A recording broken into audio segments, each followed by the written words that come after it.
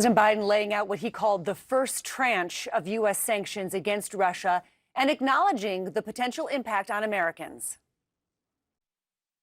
Defending freedom will have cost for us as well and here at home. I'm going to take robust action to make sure the pain of our sanctions is targeted at the Russian economy, not ours. We're closely monitoring energy supplies for any disruption. We're executing a plan in coordination with major oil-producing consumers and producers toward a collective investment to secure stability in global energy supplies. This will blunt gas prices. I want to limit the pain to the American people are feeling at the gas pump.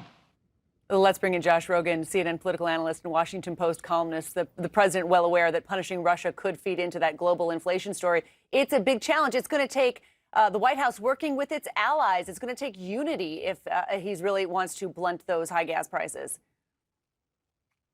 Well, that's exactly right, because the president of the United States has to worry about his domestic polls heading into a new election season, and leaders in Europe have their own domestic political constraints as well. And what that ends up doing, Christine, is it ends up limiting the range of responses, the range of action that the allies can put into place in response to Putin's aggression. And of course, Putin knows that. So, that's a reality of democracies, but it's an advantage for Putin that he's sure to exploit. Josh, your op-ed in the Washington Post says the West has a united but failing strategy concerning Ukraine. Why is it failing?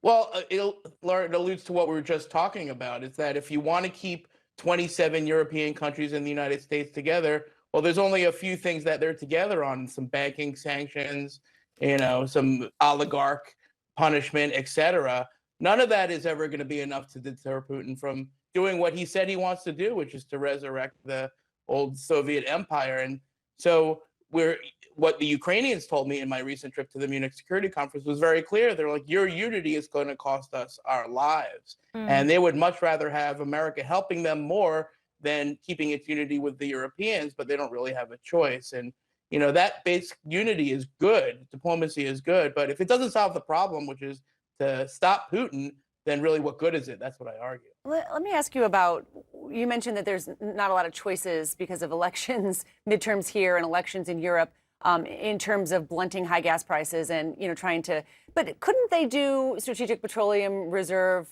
push, coordinated around the world, or gas tax holidays? Aren't there levers that these leaders could pull, at least in the near term? Yes, we have levers. Putin has levers. And when we're all done pulling all of our levers, we're back to square one. So, the Russians' ability to manipulate the energy markets will always be greater than the Europeans' ability to mitigate those manipulations. And it's less of a problem for us than it is for the Europeans.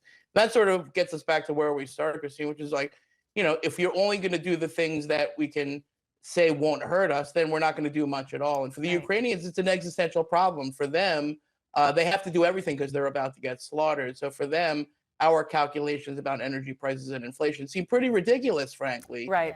Because they're about to have their country taken out from Yeah, under. right. It's different when it's a life and death for you. Josh Rogin, appreciate it. Exactly. Thank you. Thanks,